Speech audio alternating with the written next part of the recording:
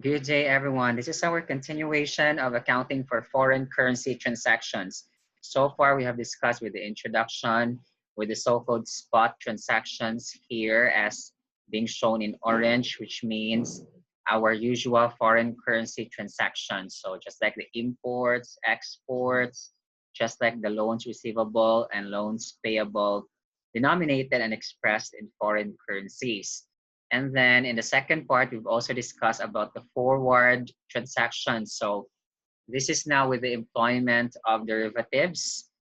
And one of that would be forward contracts, which are used as normally hedging items. So risk management technique is hedging in order to minimize the impacts of variabilities of the fair values or the cash flows, respectively under fair value hedges and cash flow hedges. Then we've also discussed a bit about the difference between forward and futures contract. We've said that in a forward contract, this is done with privately contracting parties, just like, for example, a company and the bank. So the basis would be the bank's buying or spot rates, which are also the fair market values of the currencies. By the way, if we say spot rate, that also means the market rate or the current rate. So those terms are synonymous. While futures transaction or futures contract is a contract that is, of course, based on an active market. So this is actually public or publicly done in a sense. All right. And for today, we are going to continue with our discussions with swap and options. So allow me to show now our source. Let's begin with swap contracts. Hopefully it is visible. Okay, a swap contract is an arrangement clearly from the word swap wherein or whereby two counterparties contractually agree to swap or exchange one stream of cash flows for another over a period of time. So it's possible that for one to be protected for the variability of cash flows, so one would enter into a swap contract. It's either if the rate goes higher, so this entity would be receiving something, or if the rate goes lower, it would be paying something. But overall, the amount of payment will be the same. So that's the point of this one. This is also in a form of hedging, a risk management technique. Now, normally, swaps are done with interest rates and currencies, so cross currencies. Normally, they are not actually employed for commodities and for certain foreign currency contracts that they are applicable. Again, just like loans, because loans would have interest rates as parts and with employment of the foreign currencies. So this would involve now exchange of the streams of cash flows. And because interest rate swaps are examples, so of course the underlying variable would be the interest rates, while the cross currency swaps would have the foreign currency exchange rates as our index or underlying variable or indices or variables.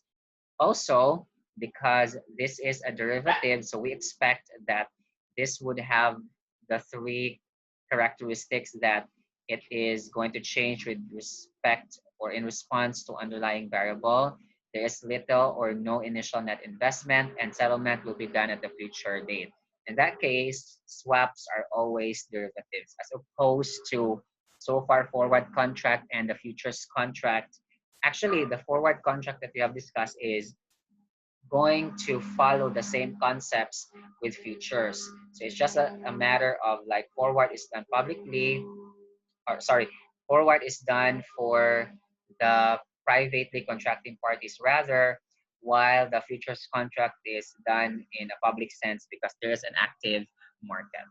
Okay, so that's the point, or that's what I would like to say. But swaps are always derivatives, while forward contracts, there will be options to consider. Remember, undesignated hedges or for speculation purposes. So normally they are not being employed. The day would be the forward contract. Their contracts are not employed in order to have mitigation effect or impact to exposure of risks. Okay, so here is an illustration to this, and this is an interest rate swap to hedge a variable rate debt. From the title of the illustration alone, we would know that the variable rate is on the debt, it's the interest rate that changes. So we want ourselves to be protected so that we entered into an interest rate swap, which is a cash flow hedge. So if we are going to read the problem, we will not know actually that this is a cash flow hedge because there is no mention specifically that this is one. However, how do we know? It is because this is with the exposure of the companies against the variable payments of interest, which would involve, of course, cash flow payments later on. And allow me to mention also that the flow is from variable rate to a fixed rate. So we are exposed to variable changes of the rates in which that is going to be the cash flow, or these are the cash flows. And we want it to be fixed to be protected. And this makes it a cash flow hedge. On the other hand, if the contract has a fixed rate and then the contract will have exposure to variabilities of rates because of the swap contract, then that's going to make it a fair value hedge because we are now exposed to changes of fair value. So hopefully that is to be reminded. Variable rate to fixed, that's cash flow hedge. The opposite, fixed to variable, that's going to be a fair value hedge. Anyway, to continue, so assuming that on June 30, 2012, Family Corporation borrows 5 million pesos of 3-year variable date or rate of interest. So debt with interest payments equal to the 6-month interbank interest rate for the prior 6 months. So the contract here is that the variable rate debt with interest payments would equal to the 6-month interbank interest rate for the prior 6 months. So we go back to the 6 months prior to this. And then the company enters into a 3-year interest rate swap with Metro Bank to convert the debt's variable rate to a fixed rate.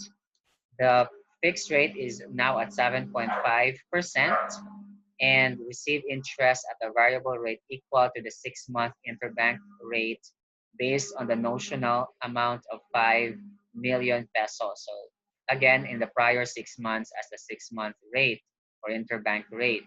Both the debt and the swap require interest to be paid semi-annually on June 30 and December 31. So we'd also see that this swap contract is still entered with a bank. And that's why the bank would also earn in the process or lose in the process. It's also one area by which banks would earn. So here are our interest rates for the 6 month and our fair values of the asset and liability. We can notice that at June 30, 2012, the date of transaction, that's zero fair value. Then note that the value of the swap agreement to family is positive if the variable rate will rise higher than the fixed rate, because this would mean that the company actually would have savings.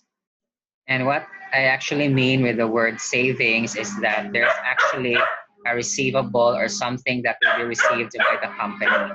On another hand, and I think there is some point here to be considered in that if we compare 7% with a fixed rate of 7.5%, that would have been a negative amount. Anyway, we'll just have to respect the intention of the author in which the fair values of the assets and liabilities of the swap agreement actually are given. So we just have to consider that. Because if this is like what we have known under derivatives, we should compare this rate with the given rate, so fixed, which is 7.5%.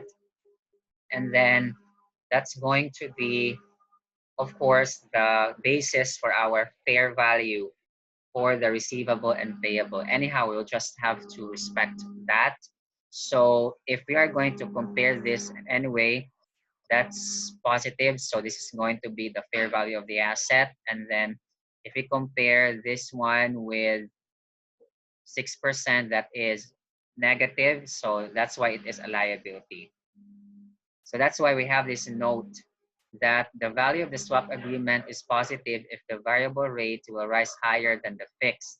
And the opposite is true if the given variable rate or the provided variable rate later on will be lower than the fixed rate. So the opposite again would be true, a payable. Then here are the settlement for the payments. Remember that the fixed rate under the contract is 7.5%. So if we compute the interest rate, that is interest equals principal. This is the interest, principal times rate times time. This is for 6 months, so that's why it is 6 over 12. 5 million pesos times 0.075 times 6 over 12 is this amount. This is our fixed payment. And now you can notice that because of the agreement, we are now able to make sure that our payment is fixed. So fixed at 0.075. And the variability is based on the 6-month interbank rate prior to that, or prior to June 2012. This was June 30, 2012. And the first one was actually at 6%. So 6 months prior to December 31, 2012 is June 30, 2012. So 6%. And the difference is 37,500, which is an additional payment. Then for this one, for June 30, 2013 interest payments, our basis would be December 31, 2012, which is prior to that in terms of the date, 6 months. That is actually 7%. So to compute, we have 5 million times 0.07 times 6 over 12 is 175,000. And we get the difference. That's 12,500. And then that's going to be an additional payment, of course. So if we are going to continue with our analysis, we now have our entry. So first would be the entry for the loan, which is debit cash credit debt payable of 5 million pesos. Then the interest expense, which is based on the 6% rate, good for 6 months. Then that's here, letter A. Then additional payment of interest because our pegged or fixed total interest is 187,500, while there is a fair value of the swap agreement, which is an asset, debit swap agreement of 165,000, and credit unrealized gain on OCI or other comprehensive income because this is an asset. And then this is a cash flow hedge. So we are going to reflect the current change in the statement of comprehensive income, OCI section, what the cumulative in the changes in equity as well as the statement of financial position, just one balance. Now for the next 6 months, by the way, this was June 30, December 31, while for June 30 again in 2013, so same payment for the interest total, which is 187,500 with 7%. This is our interest expense. And then additional interest expense for 12,500, while the swap agreement value has decreased to 235,000. Therefore, there is a current loss of movement from 165 positive to negative 70. And what amount shall we add or deduct to 165,000 to make it negative 70,000? So that's why we have here loss of 235,000. All right. So these are now the relevant entries to be made under swap contracts. Okay, so hopefully that's clear. Now let's have option contracts. So option contracts is something that is really to be analyzed properly. I would say that because there are a lot of things that will be happening here. So anyway, for option contracts, an option is actually a right but not an obligation to buy or sell. This is done in order to make sure that the terms of the contract and whatever happened later on, that would be favorable to us. If that will be favorable, like we will gain in the process, so we will proceed. If that will be, for example, losing unfavorable, so we will just not continue or proceed with the contract, and we will be losing equivalent to the option money or price.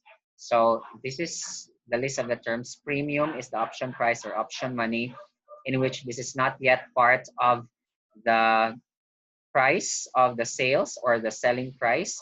So this is not yet down payment or earnest money under the law. This is just for us to be given the consideration for the period given to us as a right, but not an obligation to buy or sell. Now, there are two values that we have to know. Time value of the option is going to be the difference between the option's market price and its intrinsic value. So actually, these two values are the division of the changes of the fair values of the option contract, which is the derivative. So we are going to divide that change into time value and intrinsic value. For the time value, from the name itself, time value, so because of the time, there will be changes of the values. In that, we are going to take them normally in current earnings. So all changes of time value will be reflected in profit or loss. Okay, so this is actually true for both fair value hedges and cash flow hedges. On another hand, for intrinsic value of the option, this would be the difference between the current market price and the option price of the hedge item. So in other words, we will know first the intrinsic value. So we have the current market price or the spot price, less the option price. So this is the value of the option if it were exercised today, meaning if we are in the money. So when we say in the money, it is something favorable to us. And that is the reason why, if it is favorable to us, that we are going to proceed to the contract and there is intrinsic value. Otherwise, if it is unfavorable, so everything would go to time value then. Okay? So I hope that is clear. So compute intrinsic value if it is in the money, and then if not, so time value would be here. Also, if in the money and then it is cash flow hedge, so remember for cash flow hedge, supposedly the concept is that the changes will be reflected to other comprehensive income in terms of changes of the derivative or option contract. But because there is the concept of effectiveness and non-effectiveness, if ever it is an effective hedge for during that particular period, so we are going to reflect the intrinsic value in the, of course, OCI. However, if it is ineffective, so we are going to put everything to profit or loss. So that will be reflected as intrinsic value, but then it will be reflected to profit or loss then. And this goes to say if it is a cash flow hedge and it is unfavorable, so of course everything would go also to current earnings. The issue of, like, we will have the computation of intrinsic value is first, is it favorable? And then second, for cash flow hedge, is it effective? Because we are going to place that under OCI. Next, we have the terms here, though. We have the strike price, or also known as the exercise price. So this is the price in the contract that is provided, and we have the option, or the holder has the option to either buy or sell the item. Now, for the options contract, I think it is going to be mentioned. Okay, the two basic types. Anyhow, to continue, we have option to buy in the money. Well, the in the money is going to depend as to what type of contract or option that is. So we are going to discuss that anyway later on. While out of the money, so that's also going to depend. And then underlying, of course, is the variables. In an option contract, we can use it, by the way, in order to protect ourselves with the variabilities of any underlying variables. So far, that's what I've known, even interest, even currencies, even stocks, bonds, or commodities. Unlike with swaps, which is normally, it is going to be applied for interest rates as underlying variables, as well as the currency rates, of course. Then two basic types of options. We have call option and put option. If we say call option, this is the right to buy, but not an obligation. Put option is the right to sell, but not an obligation. Now, how do we differentiate the two so that we will not forget? Remember, if we buy something or order something like delivery of pizza, we call, right? If we are going to sell something, we are going to display it, we put it on the table. Here's my product. So that's why put is sell, call is buy. I hope that is going to be clear. Now, when can we say that it is in the money and out of the money? So we have here the market price is more than the strike price. Okay, so this is true. This is very relevant if, for example, mind you guys that this can get confusing. Actually, these illustrations here are geared towards the analysis for call option or the option to buy. Now, if the market price is more than the strike price, market, by the way, price is the spot price, do not confuse yourselves, or the fair market value, or the current rate or price. So those are again synonymous terms. While strike price is the exercise price or the price that you are committed to proceed with a contract. Now, if the market price or the spot rate or price is more than the strike price or exercise price, this means for call option, it is in the money. The question is, of course, why? Why is that? Because this would mean that we can buy whatever item there is or transaction or resource or asset therein, for example, shares or currencies at a lower price because we have this right under the option contract. The market is higher than our strike price. So if we buy it using the strike price, we would be gaining something as if there is a gain, implied gain. So that is in the money because it is favorable to us. On another hand, if it is out of the money, then that actually means that the opposite was there or true, that the market price is less than the strike price or the exercise price or strike is more than what is in the market or the spot. So if this is the case, you would not proceed with a contract that is out of the money. If we are going to proceed, we'll be paying more than what is available in the market. So better buy in the market. While in the money, because we have the contract, we can buy it at lesser price than the market. So that's why we will proceed, hence in the money. So again, this can get confusing. On another hand, if it is put option, so the opposite is true. And that's why I would really suggest to some students, just focus with in the money and then, for example, call option, because the opposite of that is out of the money here, of course, for call option. And then what is out of the money in the call option would be in the money in the put option. Or basically, the opposite of in the money, which is out of the money here, is the in the money on another side, which is again the put option. So I would suggest whatever is the concept in the money, just remember that, and the opposite is in the money for put option. And you can now continue with the analysis, fill out the missing. So the out of the money is the opposite for call option, and the out of the money here is the opposite of put option. Okay, so let me continue. Why is it that the opposite of this one is in the money for put option, which is the option, of course, or the right, but not an obligation to sell?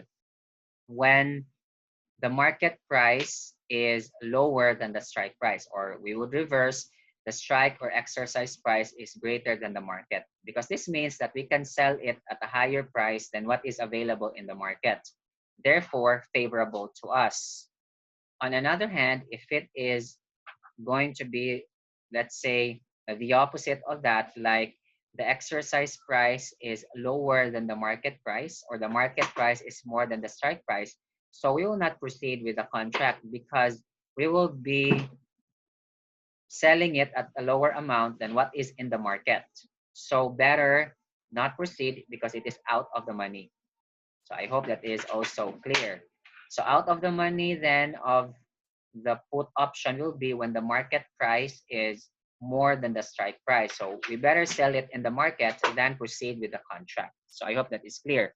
And if it is out of the money, then what we will lose is the option money. At least we can minimize the loss that we can have in the contract. So hopefully those things are actually taken down. Now we have an example here for call option, which is an option to buy. The shares are currently traded at 65 pesos. So this is the market rate or the spot rate or the fair market value. We have an option to buy it at 68 pesos per share 3 months from now, and then which is worth 2 pesos per share. So this is the option price or the premium. If the option is bought, the call option buyer's positions are, so if we assume that, let's say, we continue with the option. So this is the option premium. If it will be a gain or it will be favorable to us, so the net amount that we will get will be the gain minus this, because this is always going to be an expense or loss anyway. But if it is unfavorable, so we will not proceed and we will have the lesser loss, which is equivalent to the option premium. So to continue, this is an option to buy, by the way. If the stocks are trading at 75 pesos in the market, we have the option, by the way, to buy it at 68 pesos. Why do we not make use of 65? 65 pesos was the fair market value at that rate or at that date also, and this was our basis to have 68 pesos per share 3 months from now with the option. So based on negotiation, the option is to buy at 68 pesos higher than this particular value. It can be lower though or higher. It's just going to depend upon the contract. Now, 3 months ending, it is at 75 pesos. So remember, this is going to be in the money. So why is it in the money? Because if we proceed with the contract, we can buy it at a lower price than in the market, or if we buy it at the market. So we will exercise it. Therefore, the payment that we are going to make is 68,000. If we buy at the market, supposedly we pay, right, or buy it at 75,000. Therefore, there is an implied gain, 75,000 minus 68,000, that is 7,000. I like the notes here. If he holds the stocks, he'll record the receipt in his books at 75,000, because it's possible that we buy it at 68,000 and then we sell it at the market at 75,000. So that's why there's a difference of 7,000. Okay, so regardless of what the buyer chooses to do, he gains 7,000 anyway in the process. The first one is actually unrealized portion, because we will realize the gain if we sell the stocks or any asset. The first one is if we just keep the stocks and we present it at fair value, so 75,000 still, but we paid 68,000 cost, so there is unrealized gain of 7,000. For the second one, if we sell it, there's a realized gain of 7,000. Regardless of what we do again or what the buyer chooses to do, whether to hold it or keep it or sell it, there is unrealized or realized gain respectively, minus the option price of 2,000 pesos equals 5,000 gain in the transaction. But what if the stock is at a lower amount of 66 pesos? This is out of money. Therefore, we will not exercise the option and we get a loss of 2,000. If we proceed, if we insist, so the total loss would be 4,000 pesos, which is not advisable, because if we proceed, that's 66 minus 68. So that's going to be 2 pesos loss for each share. So why is there a loss? Because the market is at 66 only, but we paid at 68. What if at the end of the 3 months, the stock traded at 68? So that's equal. Normally, we do not exercise the option because no gain can be realized. Therefore, we lose 2,000 pesos only, the premium. All right. So hopefully those things are learned also. What about if put option? If put option, so the opposite is true. We now have an option to sell at 17 pesos per share, still 1,000 shares at 2 pesos. So the option money for the put option is 1,000 times 2, that's 2,000 pesos. The market, of course, will have changes for the share prices. So just take note that the exercise price or the strike price is 17 pesos. At the end of 3 months, the stock is traded at 11 pesos, which is the fair value or the spot price or rate or the market price. Now, in the market, it is traded at 11, but in the contract, we can sell it at 17 pesos. Therefore, we will proceed because it is better to proceed with the option contract than to sell it in the market. So in that case, that's 11 minus 17, we get 6 pesos gain. 6 pesos times, of course, the 1,000 shares, so we get 6,000 pesos gain of this. And then minus the option premium of 2,000, which is always the expense, so we get 4,000 net gain overall for the transaction. All right. Interesting note, the option buyer will exercise, of course, because it is in the money and favorable, buy the 1,000 shares from the market for 11,000, give the stocks to the option seller, and receive 17,000. So you are going to, for example, buy it at the market and then sell it at 17. So there is an implied gain because you have the option to sell. But what if the stock is traded at 20 pesos? So in this case, we will have to proceed with the market because if we just sell it with our contract, option contract that we had, we will just be selling it at 17 pesos. So in this case, 20 minus the amount 17, that is 3,000 pesos, right? So that would be a loss if we are going to proceed with the contract. So this is out of the money. Therefore, we do not proceed with the sale. We will just lose the option money or premium of 2,000. If we proceed, we will have a total loss of 5,000. What if equal? We will not proceed with the contract since there is no gain to begin with, no gain from the effort. So those are the basic, I'm not sure if that is basic, but we would say so far those are the basic principles because later on we'll have to mix with the types of the contracts and we'll have to apply our learnings from forward contracts. We just have to change forward with option contracts. Then a foreign currency option gives the holder the option but not the obligation to trade foreign currency in the future. Put is sale, call is buy. Then foreign currency option can be purchased directly from a bank. Again, it's going to involve the bank-to-bank transaction.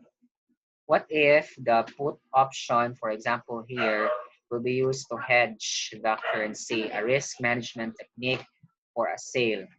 So there is a sale of foreign currency, and then in this case, this is an exposed asset or liability. In this case, it is an exposed asset because it is a sale, a receivable.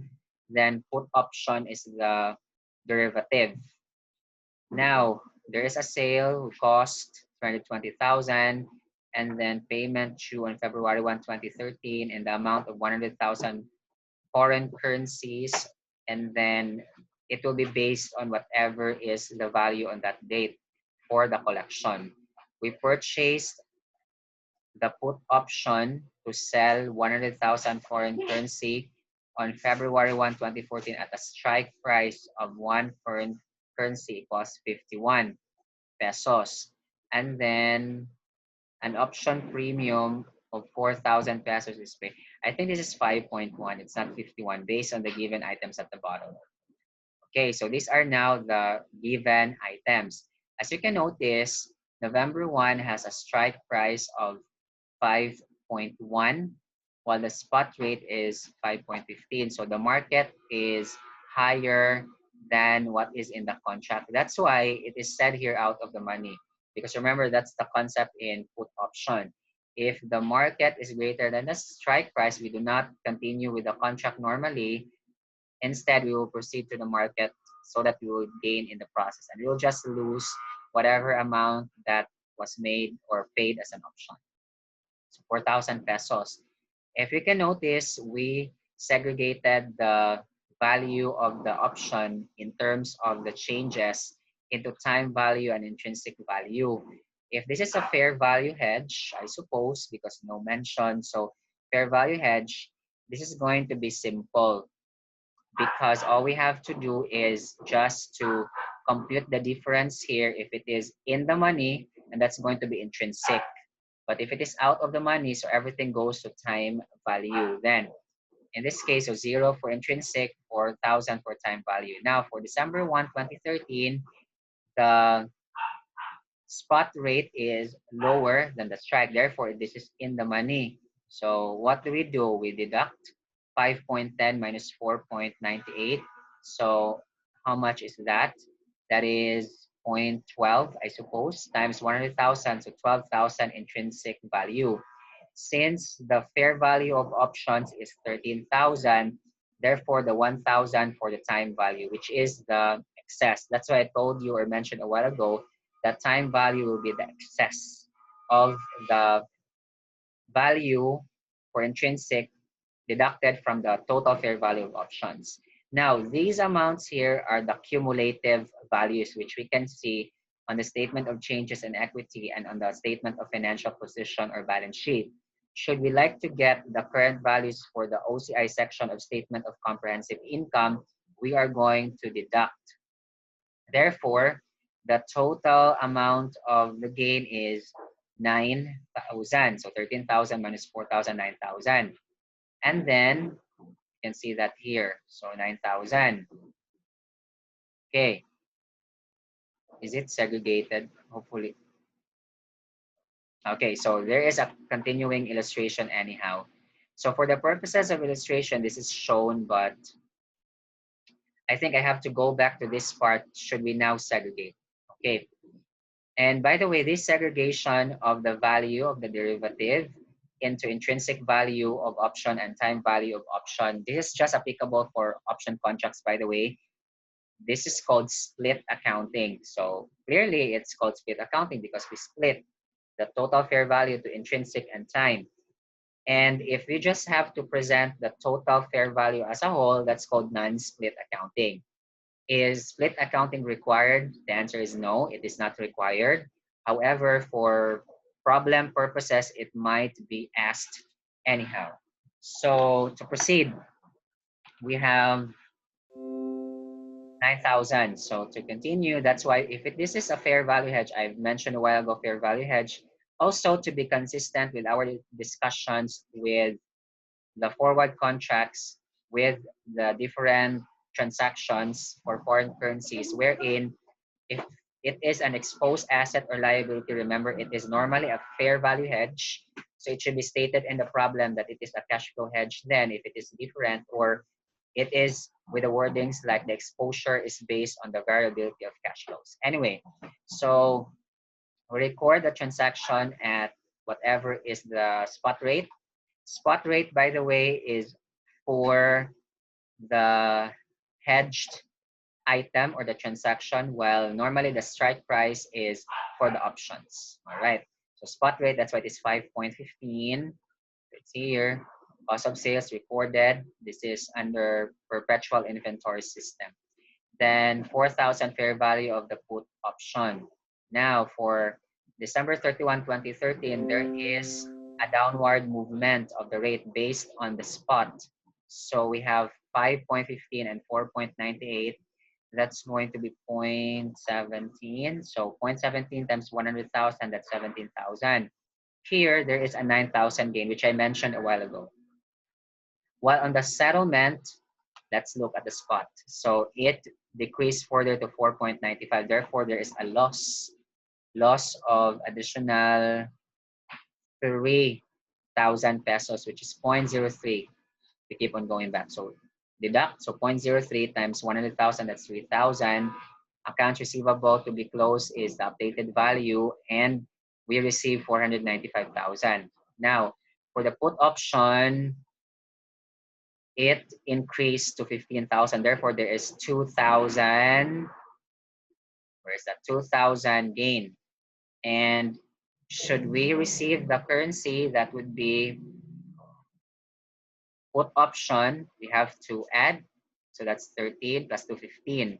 And then which results to cash of 510,000 should we close the put option while the foreign currency is at 495,000, which is the spot rate. So in this case, we are receiving it at the 5.10 value. All right. So this is the concept now under put option or option contracts. And this is a good illustration here, which I like. So because of the hedging using the put option, we can notice here that the loss, if ever there would be, would actually be decreased, or if there is net income, it would improve along the way or increase. So we can notice here, there is a loss. If without the hedge, it's negative 20,000. Where did we get this one? The total loss, Forex loss, 17 plus 3. Now, if it is with the hedge, remember there is a loss of negative 20,000. And we gained on the put option of 11,000. Therefore, we decreased the loss to negative 9,000 or 9,000 pesos loss. And this is the point. Question though, why is it that the gain is not 15,000? Remember, we've mentioned in the introduction that the amount or value of the put option at the beginning, the option money, is actually treated as an expense or loss always at the end of the transaction. All right? Hopefully that is clear now. Cash flow hedge. So before we go to that, let us continue with our computations of intrinsic value and time value. So we're done with this one. Remember, we have 9,000 gain. And if we deduct, so 12,000 gain for intrinsic value. If we deduct, there is negative 3,000 loss. This is loss for time value. If we add 12 plus negative 3, that's actually 9,000 gain. Here, where did we get this 15,000? So still a difference between the strike price and spot rate. Notice that the spot rate is lower, the strike is greater. So we are going to proceed with the contract because it is in the money. So if it is in the money, everything goes to intrinsic value. And then the difference is 0 for time value, especially it is in the money and we don't have the time here anyway. All right, so to proceed, however, if it is really like still at that point in time, it is out of the money, so no value for intrinsic value, even at the end. So it depends upon the transaction. So to end that, anyway, so this is 2,000 overall gain. 15 minus 12,000, that's 3,000 gain for intrinsic value, and 0 minus 1,000 is 1,000 loss. And if we combine the values for intrinsic and time value, it would result to the total fair value. To proceed, this is how we record. So we can notice the amounts that I mentioned a while ago. The same for here, whether that's fair value or cash flow hedge, they would differ here in the changes in the derivative. Now, you can notice that we did not have this section here because remember again, if it is a cash flow hedge, anticipated or expected or forecasted transaction, no journal entries for the hedged item or transaction or foreign currency transaction. So that's why the changes here are on the derivatives. And should we proceed with the transaction, we will notice that there is movement from OCI to sales. Anyway, before I go to that, so December 31, 2013, remember we split the total 9,000 change of fair value into intrinsic, which is going to the OCI. And we just assume that anyhow, so it is intrinsic for OCI, although theoretically it is when it is effective. So 3,000 for the time value, 3,000 pesos loss. Next, for February 1, 2014, so intrinsic value is still again OCI loss for time value 1,000. Then we are going to close now the foreign currency as well as the investment input option to get cash of 510,000 with a strike price, which is favorable to us. So we will proceed just like here, again, because it is favorable. If unfavorable, we'll not proceed to this one and lose the option money. Then OCI, movement, we actually transferred or we actually changed or we actually recycled, that's a term. Recycling is allowed for cash flow hedges. So OCI to gain on put option or cost of sales for some, but normally it is a gain on put option. So part of other income in the profit or loss section. Okay, so another one or illustration. So we have here forecasted transaction now, and it is a cash flow hedge, and it is a call option. So let's look at the values. Anyway, whatever there are items above will be mentioned at the bottom. On June 1, we can notice this is out of the money, of course, because the two rates are equal. So normally we do not proceed with the transaction. If call option, remember we are going to proceed if the market price is, of course, higher than the strike, or our strike is lower than the market, because we will be able to save or have implied gain if our exercise is lower than the market. Okay, so this is out of the money. That's why everything goes to time value. Effectiveness of the hedge is measured by comparing changes in the option's intrinsic value with the changes in the forecasted cash flows based on changes in the spot rates for FC. Changes in the time value of the option will be excluded from the assessment of hedge effectiveness and recognized currently in earnings rather than as a component of other comprehensive income. This is also one thing that I did not mention. For the effectiveness of the contract, we will only make use of the intrinsic value. We will exclude, we will not include the time value. So that's why split accounting plays an important role here, because if we do not do this, so we will not be able to assess the effectiveness of a cash flow hedge. And these are the values now. Because this is cash flow hedge, so we will just grab the opportunity to continue the illustration. For June 30, our strike is lower than the spot, so we will proceed. There is 0.02 difference times 100,000 FC, so 2,000 intrinsic value. July 31 is still lower. If you can notice, guys, the strike prices are the same, of course, because that's the point of the contract. We want to be protected by the value, so that's why we entered into a fixed price for the strike. And then there is a difference of 0.2 times 100,000, so 20,000 intrinsic value. Then for the September 1, this is still in the money. So that's why we are going to have intrinsic value for 0.26. And then any difference will be time value. So you can notice that, and 0 here. To continue, so in the analysis, then overall analysis, we would be able to see that without the call option, our net income will be 383,000. But because of the call option, so we have here the 25,000 OCI, and let's check that. 25,000 OCI. I will make a correction here. This is 26,000 OCI unrealized gain. So from 26,000 here and to 0 intrinsic value, because we are doing now the split accounting. And do not confuse yourselves if a while ago, like for fair value hedge, it's just like one presentation of the net amount. So we can do that like 26 minus 9 immediately. But because this is split, so 26,000 for the gain of intrinsic value, and time value is 0 minus 9,000. So that's negative time or 9,000. And then this is also the amount of the premium, if you can notice.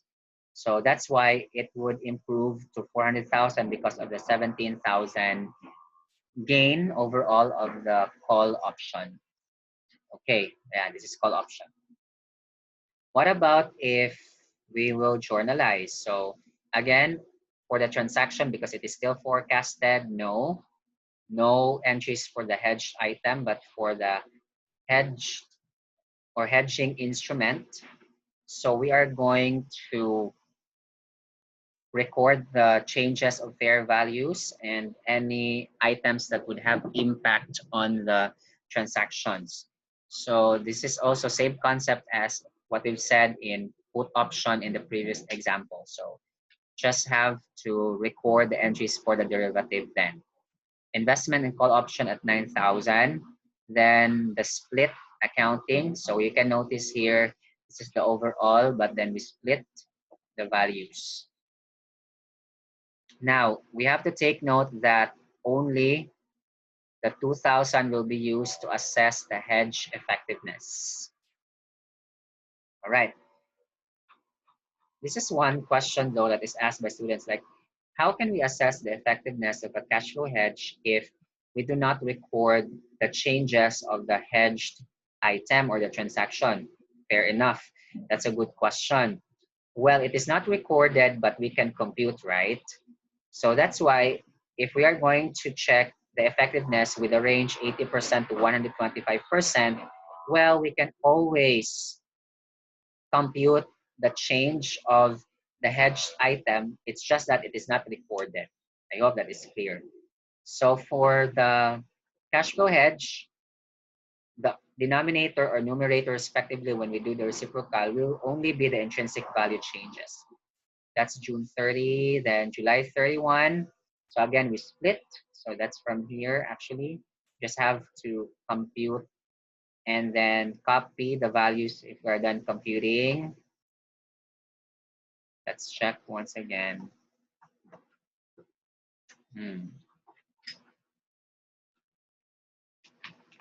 We can notice that the values here are different, right? Just like what we did in the previous example, to get the values for the journal entries, we have to deduct these two. So this is 4,500, this is 2,000 gain, this is 2,500 gain. Remember, these amounts are cumulative, so these are found on the statement of changes in equity and statement of financial position. For the current changes in the OCI section of statement of comprehensive income, get the differences. Okay, so that's why we have here 2,500 and 2,000, and then also 7,500 and 18,000. And we also have here the split values. Then foreign currency will be received at whatever is the rate, spot rate 5.76. And then close it at the strike price of 5.50, knowing it is favorable for us. And the call option investment fair value is 26,000. Then this is also the amount that we are going to transfer to realized gain. Finally, these are the hedging disclosures. So what we can do is that we can just look here whatever information that we need so that we are going to place them under our notes to financial statements. Hedge accounting is one of the more complex aspects of financial instruments accounting under PAS 39, now IFRS 9. Then that's why we need to disclose items involving it. That is fair value hedges, the cash flow hedges, and the hedges of net investment in foreign operations, which will be tackled in the next chapter.